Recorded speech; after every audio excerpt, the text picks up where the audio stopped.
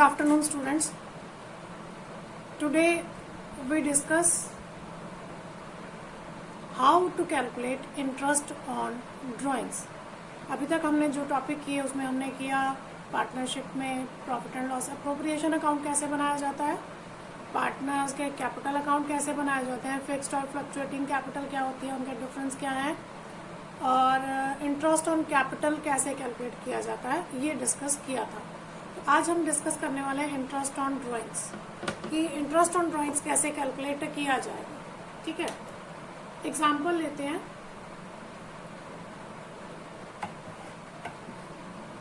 Example लेते हैं A and B, दो पार्टनर्स हैं. ठीक है, 3:2 उनका प्रॉफिट शेयरिंग रेशियो है.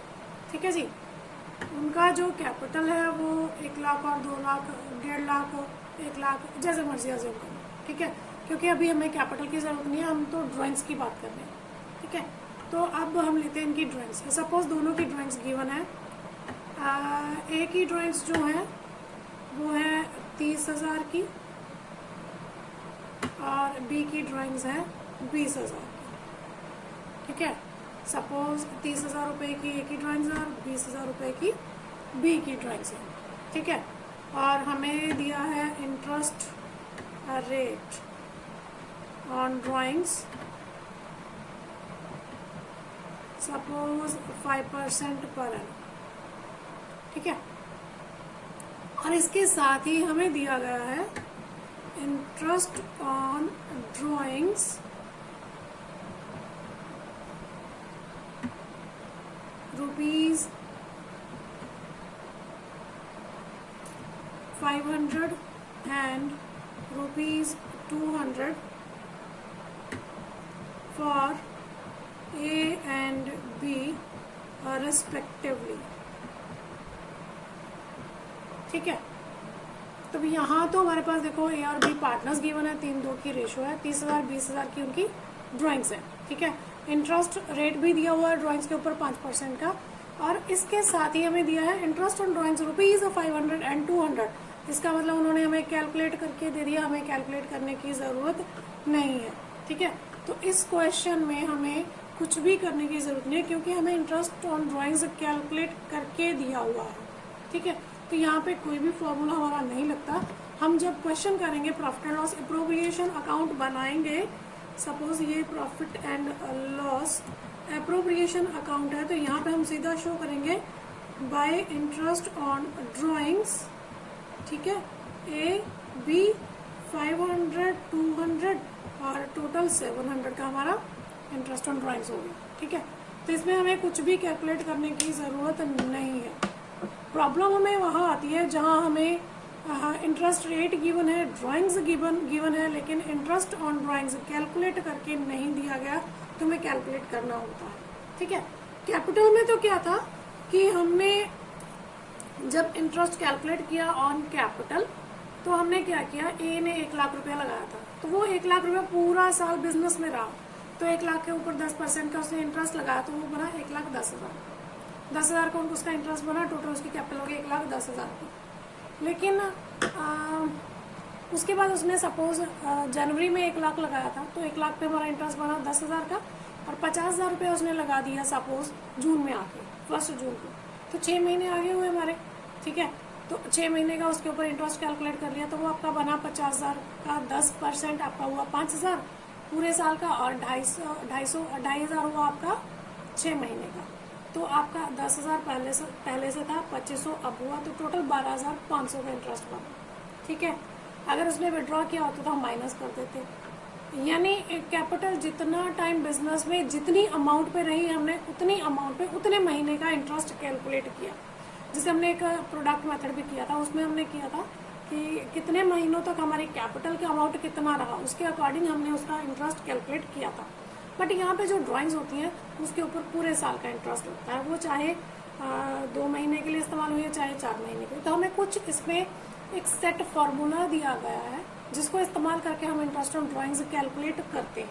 ठीक है, तो वो कैसे किया जाता है हम देखते हैं. अब इसमें हमारे पास कुछ पर्टिकुलर केसेस गिवन है। तो पहला जो इसमें केस आएगा वो है कि जब आपको जो विड्रॉल है वो एवरी मंथ है और हर महीने की शुरुआत में विड्रॉ किया जाता है, ठीक है। When amount withdrawn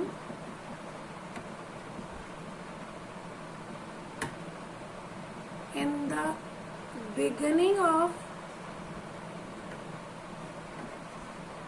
each month, हर महीने की शुरुआत में अगर विड्रॉ किया जाता है तो, ठीक है। तो अब यहाँ पे देखिए क्या है हमारा ए एंड बी, दो पार्टनर्स हैं, ठीक है। सपोज दोनों की इसकी जो ड्राइंग्स है वो 2000 रुपीज़ पर मंथ है, ठीक है, और बी की है जी 1000 पर मंथ। तो ये इतना अमाउंट विड्रॉ करते हैं। तो हमें इन पे इंटरेस्ट रेट क्या, इंटरेस्ट रेट हमें गिवन है, suppose interest on drawings 5% per annum, ठीक है। तो हम कैसे कैलकुलेट करेंगे? तो हमारा कैलकुलेट करने का तरीका क्या होता है, हमारा फॉर्मूला वही रहता है, इंटरेस्ट ऑन ड्राइंग्स, ठीक है। तो पहले हम ये के लिए कैलकुलेट करते हैं। हमारा फॉर्मूला क्या रहेगा, amount into rate into time, ठीक है। तो यहाँ पे टाइम की जगह हम लेते हैं एवरेज टाइम, ठीक है। तो अब हमारे पास अमाउंट कितना है 2000 पर मंथ। तो इसका मतलब अगर उसने हर महीने की पहली तारीख को उसने विड्रॉ किया, ठीक है, तो टोटल उसने कितना अमाउंट विड्रॉ किया, 2000 एक महीने का है, तो 12 महीने का कितना हो गया 24,000 इंटू रेट 5% इंटू टाइम आपका होगा जी 12 महीने, ठीक है। तो 12 महीने का कैसे लगाएं, जो पहले महीने 2000 विड्रॉ किया उसके वो 2000 रुपया कितने टाइम के लिए उसने विड्रॉ किया, 12 महीने के लिए, तो उसके ऊपर तो 12 महीने का यानी 1 साल का इंटरेस्ट लगना चाहिए। लेकिन जो विड्रॉल उसने अगले महीने करी, ठीक है, एग्जाम्पल लेते हैं हम, जनवरी 1 को उसने विड्रॉ किया 2000, तो उसके पीछे तो 12 महीने हुए ना, तो इसका मतलब 12 महीने का इंटरेस्ट लगना चाहिए। लेकिन जो विड्रॉल उसने फरवरी 1 को की 2000 की, तो उसके लिए तो पीछे कितने महीने बचे, 11 महीने, तो उसको तो 11 महीने का इंटरेस्ट पे करना चाहिए। ऐसे ही फिर हम मार्च में चले जाएंगे, मार्च में आके मार्च 1 को विड्रॉ किया तो कितने महीने हुए, 10 महीने, ठीक है। इस तरह से हमारा एक महीना कम होता जा रहा है। तो फिर हम कैसे कैलकुलेट करें, अगर एक एक महीने का कैलकुलेट करेंगे बड़ा लंबा चौड़ा चला जाएगा। तो हम क्या करते हैं, इसमें एवरेज टाइम कैलकुलेट कर लेते हैं। अब एवरेज टाइम कैलकुलेट करने का फॉर्मूला क्या है, ठीक है। इसमें हमारा फॉर्मूला ये रहता है, ध्यान से समझना है। हम इस चीज़ को रट्टा भी मार सकते हैं कि टाइम कितना होगा, मैं आपको याद करा सकती हूँ। हर महीने की शुरुआत में है तो आपका लगेगा 6.5, ठीक है, यानी 6.5 महीने। और अगर आपका मिड है तो आपका 6 मंथ्स लगेगा। अगर आपका at the end of each month है तो 5.5 लगेगा। तो ये मैं आपको रट्टा मारा सकती हूँ, लेकिन रट्टा मारने की जगह हमें लॉजिक को क्लियर करना कि है क्या ये एवरेज टाइम कैसे कैलकुलेट किया जाता है। तो एवरेज टाइम कैलकुलेट करने का हमारा फॉर्मूला रहता है मंथ्स आफ्टर फर्स्ट विड्रॉल,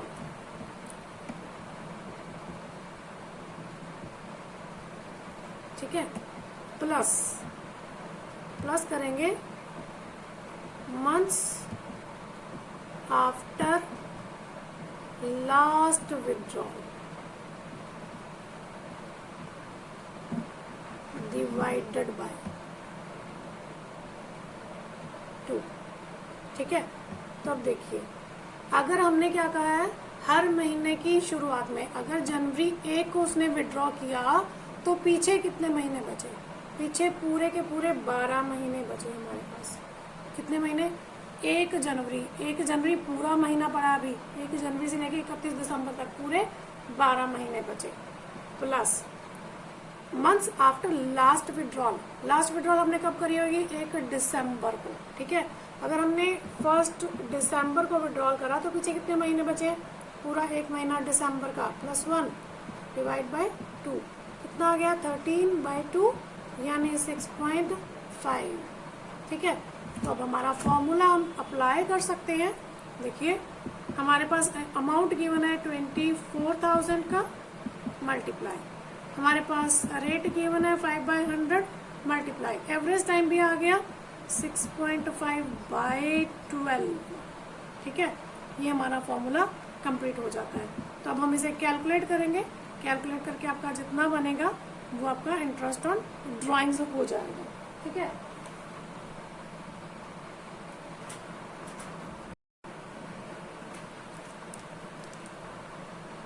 देखिए 24,000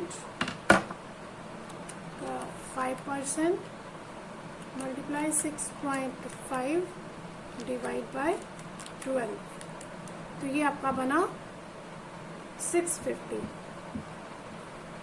कितना बना 650। ठीक है, अब इसी तरह से हम बी का भी कैलकुलेट कर लेते हैं। तो बी का जो है उसने 1000 पर मंथ विड्रॉ किया, बी ने 1000 पर मंथ विड्रॉ किया, तो 12 महीने का 12,000 हो जाएगा मल्टीप्लाई 5/100 मल्टीप्लाई 6.5/12। ठीक है, तो ये हो जाएगा इनका 12,000, 5% मल्टीप्लाई 6.5 डिवाइड बाय 12, ये हमारा आ गया 325।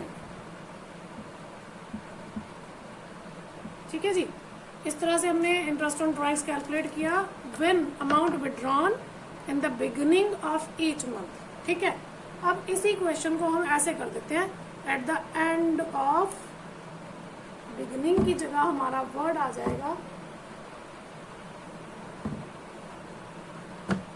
At the end of each month. ठीक है, तब सिर्फ हमारे कहीं पे भी प्रॉब्लम नहीं आएगी, सिर्फ हमें हमारा ये वाला जो है ना, ये एवरेज टाइम, सिर्फ हमें इसको ही चेंज करने की ज़रूरत है, बाकी कुछ भी चेंज करने की ज़रूरत नहीं पड़ेगी। कैसे, देखो अगर हर महीने के एंड में भी विड्रॉ करता तो वो 12 महीने ही विड्रॉ करेगा ना, तो अमाउंट तो उसका उतना ही रहेगा। जैसे 2000 है तो 2000 × 12 24,000 रहेगा, 1000 है तो 12,000 रहेगा, रेट भी हमारा उतना ही रहेगा। सिर्फ फ़र्क कहाँ आएगा, हमारे एवरेज टाइम में। तो इसे हम कैसे कैलकुलेट करें, एवरेज टाइम को हम कैसे कैलकुलेट करेंगे, देखिए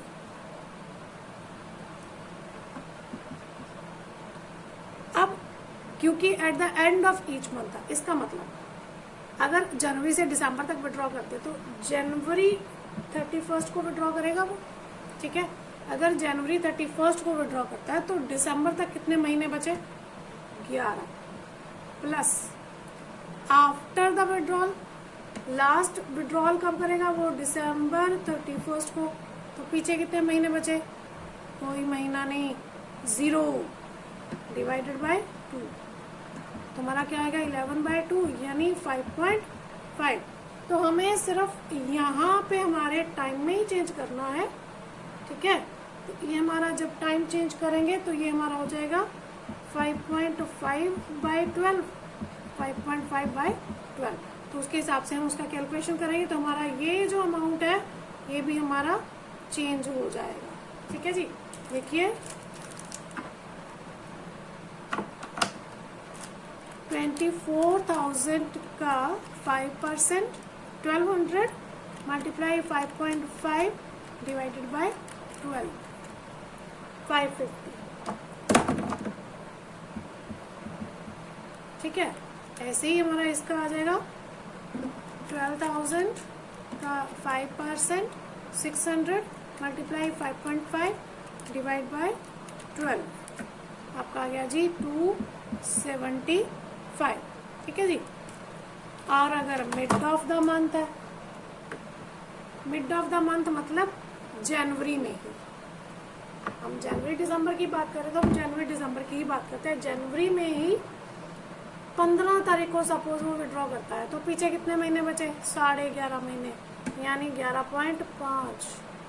ठीक है, और एंड में कितने बचे, दिसंबर 15 को विड्रॉ करेगा, पीछे भी आधा महीना बचा यानी 0.5। ठीक है, ये कितना हो जाएगा आपका ये इसकी जगह आपका आ जाएगा 12, 12/2 यानी 6। इसका मतलब यहाँ पे हमारा आ जाएगा 6/12, 6/12 और आपका अमाउंट जो है वो चेंज हो जाएगा।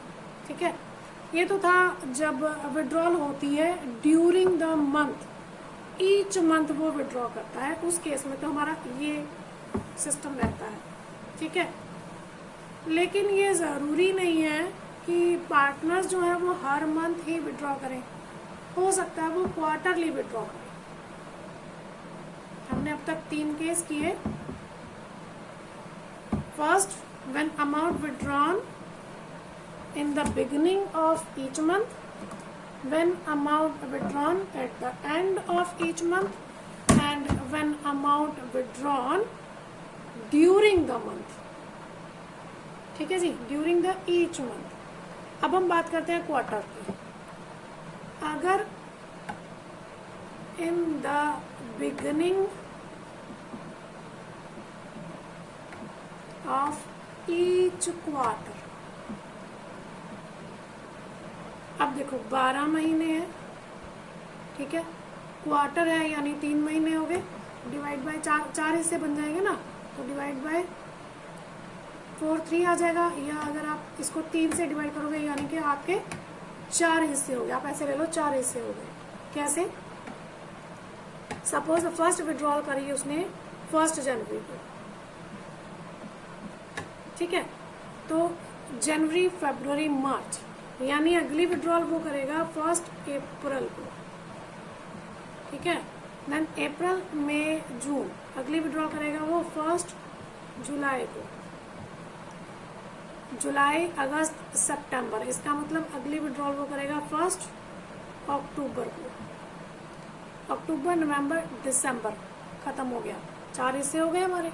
ठीक है, तो अब यहाँ पे हम लेते हैं, सपोज हम एक ही पार्टनर ले लेते हैं। सपोज जो उनकी विड्रॉल है वो है 4000 rupees each quarter in the beginning of each quarter, ₹4000। हमारा इंटरेस्ट रेट हम वही 5% रख लेते हैं। ठीक है, तो अब देखिए अमाउंट कैसे कैलकुलेट करेंगे। 4000 एक क्वार्टर का है, टोटल क्वार्टर कितने हैं, 1 2 3 4, multiply 4, rate 5/100 into time. Time फिर से हम कैलकुलेट करेंगे उसी तरीके से जैसे हमने पहले किया है। अब कैसे करेंगे देखिए, एवरेज टाइम कैलकुलेट करने का हमारे पास फॉर्मूला क्या रहेगा, मंथ्स आफ्टर फर्स्ट विड्रॉल।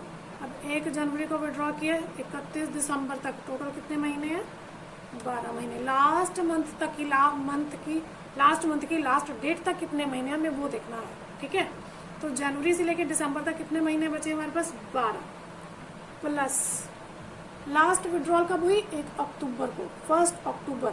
अक्टूबर नवंबर दिसंबर कितने महीने पड़े हैं पीछे, 3 महीने, प्लस 3 डिवाइड बाय 2, 15/2 यानी 7.5। तो यहाँ पे हमारा आ जाएगा 7.5/12। तब इसका देखते हैं कितना बनेगा, हमारा बना 16,000 का 5% मल्टीप्लाई 7.5 डिवाइड बाय 12, 500 रुपीज। ठीक है, और अगर यहाँ पे हम कर दें at the end of each quarter, अगर हम यहाँ पे कर दें at the end of each quarter, तो फिर हमारा एवरेज टाइम क्या हो जाएगा। हमें सिर्फ एवरेज टाइम की ज़रूरत है, बाकी सारा फॉर्मूला हमारा एज इट इज़ रहेगा। तो उस केस में हमारा एवरेज टाइम का फॉर्मूला क्या रहेगा।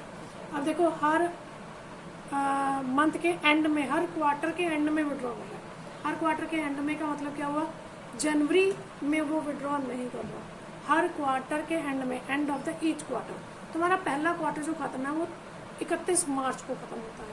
इसका मतलब 31 मार्च को पहले विड्रॉल होगी, 31 मार्च। ठीक है, दूसरी विड्रॉल वो कब करेगा, 31 जुलाई। तीसरी विड्रॉल वो करेगा 30 सितंबर। लास्ट विड्रॉल 31 दिसंबर। यही बनेगा ना हमारे, 1 2 3 4 हिस्से हो गए। ठीक है, तो अब देखिए 31 मार्च को उसने विड्रॉ करे, 31 मार्च से लेकर दिसंबर तक, मार्च, अप्रैल, मई, जून, जुलाई, अगस्त, सितंबर, अक्टूबर, नवंबर, दिसंबर, 9 मंथ्स हमारे पास आ गए 9 प्लस लास्ट है 31 दिसंबर को, कितना हुआ 0 डिवाइड बाय 2, ठीक है, यानी 9/2, इसका मतलब 4.5।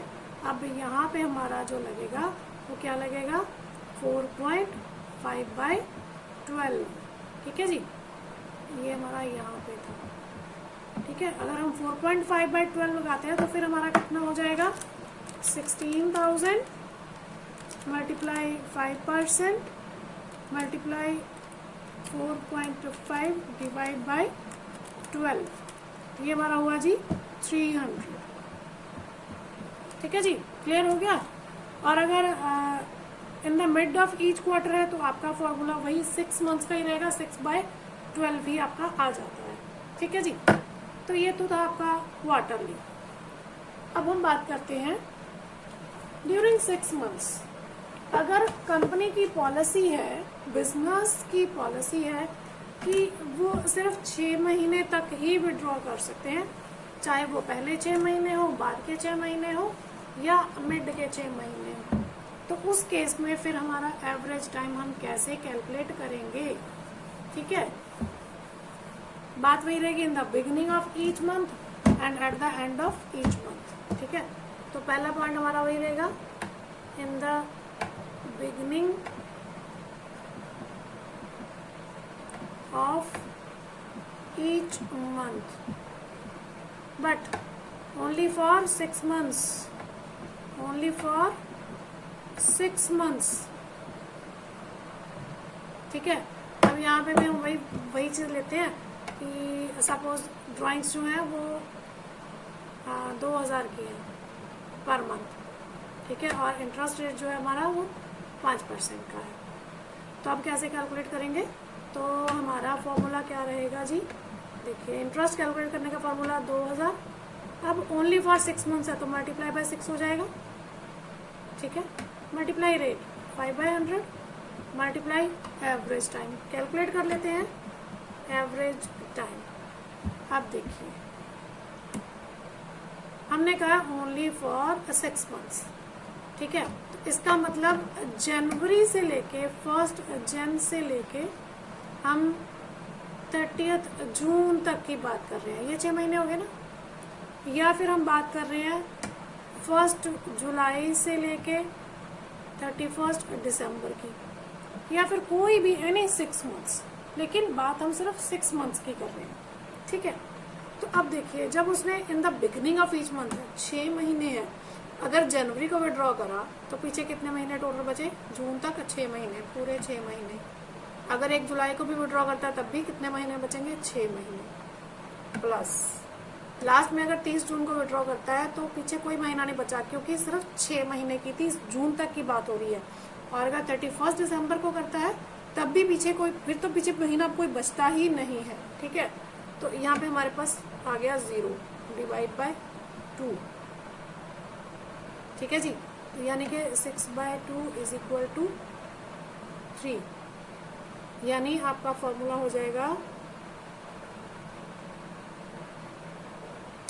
यहाँ पे थोड़ी गड़बड़ होगी हमारी, हाँ, हमने यहाँ पे जो लेना था वो 30 जून का नहीं लेना था, हमने लिया in the beginning of each month, in the beginning of each month. तो अगर 1 जून को उसने विड्रॉ की पहली, तो 1 जन को अगर उसने पहला विड्रॉ किया है तो 1 जून को विड्रॉ किया होगा, इसका मतलब पीछे 1 महीना बचेगा हमारा, ठीक है। तो 7/2 हो जाएगा, तो ये आ जाएगा 2.5, हाँ 3.5, 3 to the 6, हाँ 3.5, यानी यहाँ पे आ जाएगा हमारा 3.5/12, ठीक है। तो ये कैलकुलेट कर लेते हैं हमारा कितना बनेगा जी, कैलकुलेट करके ये हमारा बनता है जी 12,000, 12,000 का 5%, 12×5 = 60, 600 मल्टीप्लाई 3.5 डिवाइड बाय 12, ये आपका बनता है 175, ठीक है। लेकिन अगर at the end of each month only for 6 months, तब हमारा ये जो एवरेज टाइम है ये हमारा चेंज हो जाएगा। अब 1 जन की जगह वो 31 जन को विड्रॉ करेगा, ठीक है। 31 जन को विड्रॉ करेगा तो पीछे महीने बचे 5 प्लस, और लास्ट विड्रॉ 30 जून को होएगी तो पीछे बचा 0/2, यानी 5/2 इज इक्वल टू 2.5। तो यहाँ पे हमारा इसकी जगह आ जाएगा 2.5/12, ठीक है। तो इसको कैलकुलेट कर लेते हैं हम लोग। हमारा आया था जी 12×5 = 60, 600 मल्टीप्लाई 2.5 डिवाइड बाय 12, तो यानी 125 आपका जो है वो इंटरेस्ट ऑन ड्राइंग्स आ जाएगा। और अगर मिड ऑफ द मंथ है तो वो आपका फॉर्मूला वही रहेगा आपका, बस 6 की जगह वो, क्योंकि 6 महीने है तो वो 6 की जगह क्या हो जाएगा आपका 3 हो जाएगा, ठीक है जी। तो इस तरह से हमारा जो है इंटरेस्ट ऑन ड्राइंग जो है वो कैलकुलेट किया जाता है। अगले क्लास में हम लोग इंटरेस्ट ऑन ड्राइंग्स के कुछ प्रैक्टिकल्स डिस्कस करेंगे।